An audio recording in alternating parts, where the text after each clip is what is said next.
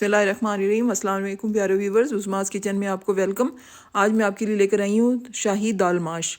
इसको बनाने के लिए हम क्या करेंगे, 1 पाव दाल के करीब इसको हमने 1 घंटे के लिए भिगो दिए। ये अदरक को मैंने बारीक काट लिया, लहसुन को भी बारीक काट लिया। ये एक एक खाने का चम्मच है। और ये नमक 1 चाय का चम्मच, और ये तकरीबन 12 साबुत मिर्चें थी जिनको मैंने इस तरह काट लिया। इस तरह आपने काट लेना है।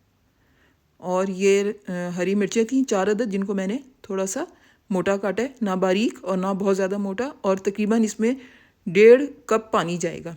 आधा कप मैं अभी डाल देती हूँ क्योंकि मैंने दाल जिस पानी में भीगी हुई थी वो पानी फेंक दी है, क्योंकि उसमें क्या होता है कि दाल में फिर लेस आ जाता है। अब ये दाल देखें 1 घंटा भीगी थी तो ये कितनी बड़ी बड़ी हो गई है और फूल गई है इतनी ज़्यादा।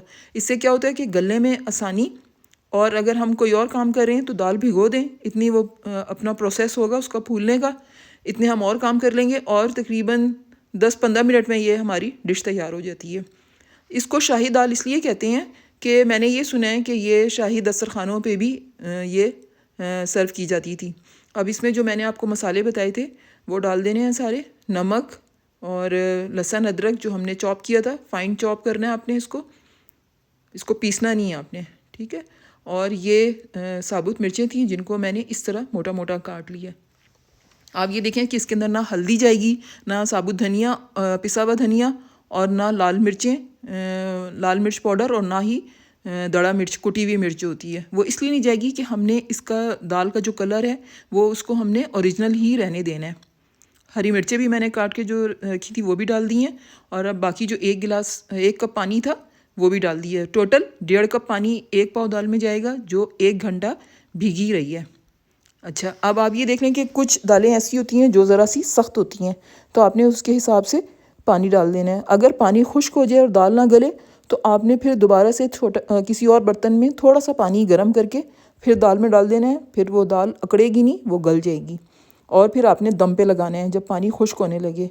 और अगर पानी ज़्यादा है और दाल गल गई है तो फिर आपने ढक्कन हटा के दाल को इसको जल्दी जल्दी पानी खुश्क होने देना है ताकि दाल लेस ना बने। बस अब देखें पानी थोड़ा रह गया था और दाल भी गल गई थी, तो मैंने इसको दम पे लगा दिया। इससे क्या हुआ कि दाल खिली खिली और बहुत प्यारी दाल बनी है कि आप इसको उछाल कर डालें तो हर दाना इसका अलहदा हो जाएगा। और लेस इसलिए नहीं हुआ कि मैंने जो पानी में भिगोई हुई थी जिसमें, वो मैंने उसको वेस्ट कर दिया था। अब ये बिल्कुल तैयार हो गई है, इसको हम डिश आउट करेंगे। आप यकीन करें कि आप अगर दावतों में भी इसको रखते हैं ना तो आपकी ये डिश बहुत पसंद की जाएगी। ये मैं कर चुकी हूँ बहुत दफ़ा, और हमारे यहाँ तो बहुत बनती है। और इंडो पाक में तो मैंने देखा है कि ये बहुत बनती है। हमारी जो फैमिलीज़ हैं वो बताती हैं कि जी हम लोग भी बहुत बनाते हैं ये दाल, और आपका दिल करेगा कि आप इसको रूखी भी खा लें। ये इतनी टेस्टी खुशबूदार दाल होती है, बस इसमें जो अदरक है वो ज़रा ज़्यादा डलती है। अब मैंने इसको प्याज का भंगार देना है बारीक, इसमें बारीक प्याज काट के हमने आधा कप ऑयल ले लिया। उसके अंदर इसको हम सुनहरा करेंगे, गोल्डन, ठीक है।